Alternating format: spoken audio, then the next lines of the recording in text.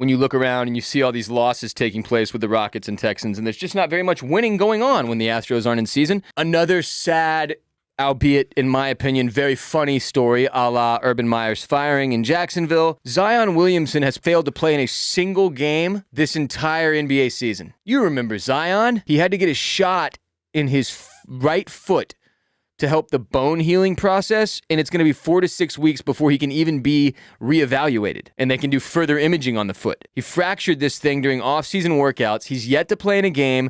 The Pelicans are 9-21, but Zion Williamson is dangerously close to wading into like the territory of irrelevancy that you do not want to wade into, that like Greg Oden waded into. Remember Greg Oden? That's not where you want to wade in your first few years of your career when you were a very, very, very high potential prospect expected to be a superstar in this league and potentially even a top 5 player.